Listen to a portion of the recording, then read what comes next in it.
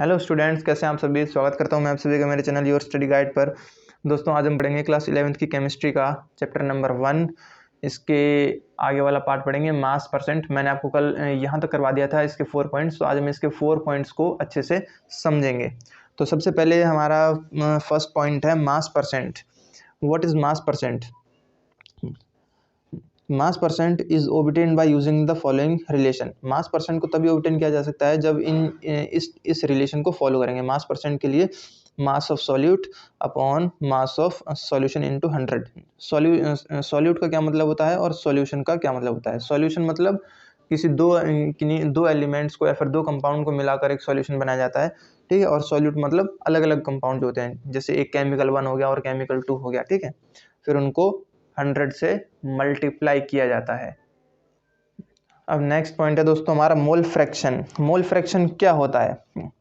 Mole fraction is the ratio of number of moles of a particular component to the total number of moles of the solution. मतलब किसी solution के अंदर component के किसी solution के अंदर एक पर्टिकुलर कंपोनेंट होता है। उस पर्टिकुलर कंपोनेंट के अंदर जो टोटल जितने भी मोल्स होते हैं, उन मोल्स से the ratio of number of moles of a particular component to the total number of moles of the solution। मतलब एक सॉल्यूशन के अंदर एक पर्टिकुलर कंपोनेंट के जितने भी मोल्स होते हैं, ठीक है, और सॉल्यूशन के जितने भी मोल्स होते हैं, उन दोनों का रेशियो होता है ये, ठीक है। मैं एक बार फिर से रिपीट कर देता हूँ। मोल फ्रैक्शन होता है किसी सॉल्यूशन के सभी मोल्स का रेशो होता है पर्टिकुलर कंपोनेंट के जितने भी मोल्स होते हैं उनके साथ। इसे हम मोल फ्रैक्शन बोलते हैं। जैसे एग्जांपल के तौर पे, if a substance A dissolves in substance B. अगर कोई सब्सटेंस ए सब्सटेंस बी में डिसॉल्व हो जाता है and their number of moles are n A and n B respectively, और अगर उन दोनों के मोल्स एन ए और एन बी हो जाते हैं तो उनके मोल फ्रैक्शन जो होंगे वो एक फॉर्मूला से आएंगे, जो फॉर्मूला यहाँ पे नीचे लिखा हुआ है। Mole fraction of A, number of moles of A upon number of moles of solution, ठीक है। जैसा कि मैंने बताया था, पर्टिकुलर कंपोनेंट के मोल्स अपॉन में number of moles of solution, ये रेशो होता है। इसी को हम मोल फ्रैक्शन बोलते हैं। मोल फ्रैक्शन ऑफ बी, यहाँ पे ये पर्टिकुलर कंपोनेंट है ए और यहाँ पे भी ये पर्टिकुलर कंपोनेंट है बी, ठीक है। तो particular component, number of moles of particular component upon total number of moles of the solution, it is called mole fraction. और इसका फॉर्मूला होता है ये एन बी अपॉन में n A plus n B, ठीक है। इससे होता है इसे बोलते हैं हम मोल फ्रैक्शन। नेक्स्ट पार्ट है हमारा मोलैरिटी। मोलैरिटी क्या होता है? It is the most widely used unit and is denoted by M. Molarity जो होती है वो सबसे ज़्यादा यूज़ होने वाली यूनिट होती है और इसको एम से डिनोट किया जाता है। इसे डिफाइन कैसे किया जाता है? इसे डिफाइन किया जाता है as the number of moles of solute in 1 litre of the solution. मतलब 1 लीटर सॉल्यूशन में सॉल्यूट के जितने भी मोल्स होते हैं उन सबको हम मोलैरिटी बोलते हैं।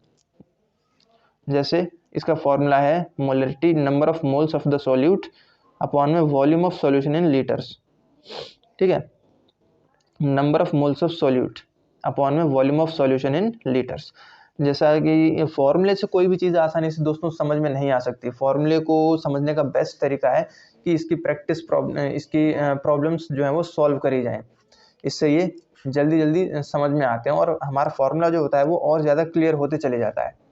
इसीलिए आपने कहीं भी देखा होगा कि जब फॉर्मूला होता है ना, उसके साथ में कोई ना कोई एग्जाम्पल ज़रूर होता है, और इसमें भी यही किया गया है। ये हमारा मोलैरिटी का फॉर्मूला है और नीचे इसका एग्जाम्पल दिया हुआ है। अब हम इसको समझते हैं। देखिए, सपोज कीजिए कि हमारे पास एक कोई सब्सटेंस है, उसका 1m सॉल्यूशन है, ठीक है। जैसे कि हमारे पास NaOH है, यानी सोडियम हाइड्रोक्साइड, ठीक है।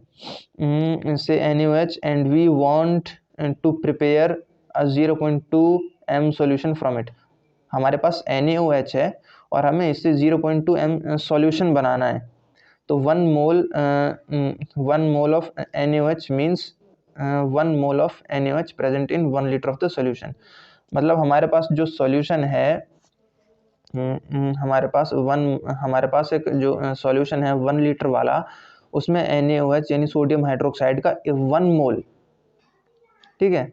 For 0.2 mole solution we require 0.2 moles of NaOH in 1 litre solution. अगर हमें कोई सॉल्यूशन का 0.2 मोल बनाकर तैयार करना है तो उसके लिए हमें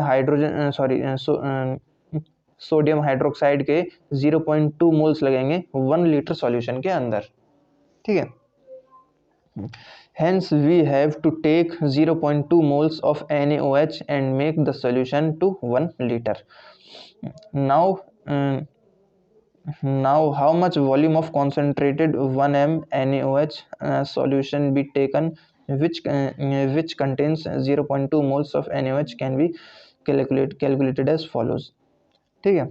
तो इसमें कहा गया है कि कॉन्सेंट्रेटेड NaOH जो होता है उसका कितना वॉल्यूम, मतलब उसका कितना वॉल्यूम लिया जाए जिसमें सोडियम हाइड्रोक्साइड की 0.2 मोल्स कंटेन हो जाएं, तो उसको इस तरह से कैलकुलेट किया जाता है, इस तरह से उसको कैलकुलेट किया जाता है ना। अगर 1 लीटर में 1 मोल प्रेजेंट होगा, 1 लीटर मतलब 1000 ml, ठीक है। तो 0.2 मोल कितना होगा, है ना, तो ये 1000 ml अपॉन में 1 मोल इंटू 0.2, तो इसका हो जाएगा हमारा 200 ml। 200 ml हमें चाहिए होगा। Thus 200 ml of 1 mole of NaOH are taken and enough water is added to dilute it to make it 1 liter। दोस्तों केमिस्ट्री को समझने का सबसे बेस्ट वे ही यही है कि केमिस्ट्री की लैब में जाइए और इनसे रिलेटेड एक्सपेरिमेंट कीजिए, बस। इनफैक्ट फॉर सच कैलकुलेशंस, मतलब यहाँ अगर सीधी बात करी जाए तो ऐसी कैलकुलेशंस के लिए एक जनरल फार्मूला होता है m1 into V1 is equal to m2 into V2, जहाँ पे m और v जो है वो मोलैरिटी और वॉल्यूम को रिप्रेजेंट करता है, ठीक है। और इसको कैसे यूज़ किया जा सकता है, इस केस में m1 जो है वो 0.2 के बराबर है और वॉल्यूम 1 है हमारा 1000 ml, ठीक है। अब जब इनकी वैल्यूज़ को फॉर्मूला के अंदर सब्सटीट्यूट करेंगे तो हमारे पास 0.2 m दिया हुआ है, ठीक है। ये m1 है हमारा 0.2 और v1 है हमारा 1000 लीटर, ठीक है ना, ये रहा। तो 1 मोल हमें दे ही रखा है क्वेश्चन में, है ना। 1 मोल हमें दे रखा था 1 m ऑफ NaOH, ये रहा हमें दे रखा है इधर, ठीक है। तो यहाँ पे 1 आ जाएगा और V2 हमें निकालना है ना। तो इसको डिवाइड कर देंगे, पॉइंट से पॉइंट कट जाएगा, ठीक है। तो ये हो जाएगा ये बच जाएगा 1000 और ये बच जाएगा 10, है ना। तो ये हो जाएगा हमारा 200 ml, ठीक है दोस्तों, तो ये हो गया हमारा 200 ml। Note that the number of moles of solute NaOH was 0.2 in 200 ml and it has remained the same, that is 0.2 even after dilution in 1000 ml as we have changed just the amount of solvent। मतलब यहाँ पे एक बात note करने लायक है कि NaOH जो था वो हमारा सॉल्यूट था, तो NaOH के अंदर हमारे जितने भी मोल्स थे, मतलब 200 ml के अंदर 0.2 मोल थे इसके, है ना। और ये उसके बाद भी ये सेम ही रहा बिल्कुल, जब इसको डिल्यूट कर दिया गया, ठीक है। किसमें, 1000 ml में जब इसको डिल्यूट कर दिया गया तब भी ये 0.2% ही रहा। As we have changed just the amount of solvent, और इसके बाद हमने सॉल्वेंट का सिर्फ अमाउंट चेंज किया था, मतलब water. And have not done anything with respect to NaOH, हमने सिर्फ सॉल्वेंट को चेंज किया था, वाटर लाए थे, ठीक है, वाटर को ऐड किया था, और इसके अलावा हमने और कुछ नहीं किया था, ठीक है। नेक्स्ट टॉपिक दोस्तों हमारा मोलैलिटी। मैं आपको एक बात बता दूं, ये मोलैलिटी जो है ये लास्ट टॉपिक है हमारा इस चैप्टर का। इसे करने के बाद ये चैप्टर खत्म हो जाएगा, फिर हम इसके ये जो एग्जांपल्स हैं ना, इन एग्जांपल्स को सॉल्व करेंगे और फिर हम इसके क्वेश्चंस को सॉल्व करेंगे, जिसका हमें बहुत ही बेसब्री से इंतजार था। तो मोलैलिटी को पढ़ते हैं दोस्तों। It is defined as the number of moles of solute present in 1 kg of solvent, it is denoted by m। Molality क्या होता है, मोलैलिटी होता है मतलब जैसे 1 kg का सॉल्वेंट है, उसके अंदर जो सॉल्यूट होता है, उस सॉल्यूट के जितने भी मोल्स होते हैं उसको हम m से डिनोट करते हैं, ठीक है।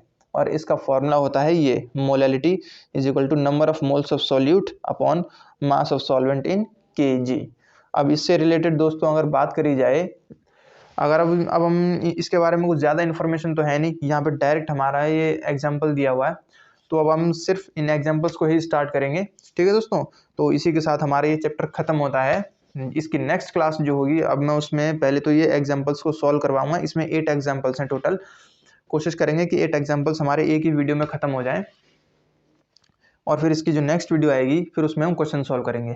तो अगर मेरा तरीका आप सभी को दोस्तों पसंद आए तो प्लीज़ वीडियो को लाइक करें, शेयर करें, सब्सक्राइब करें। मिलेंगे नेक्स्ट क्लास में, तब तक के लिए थैंक यू।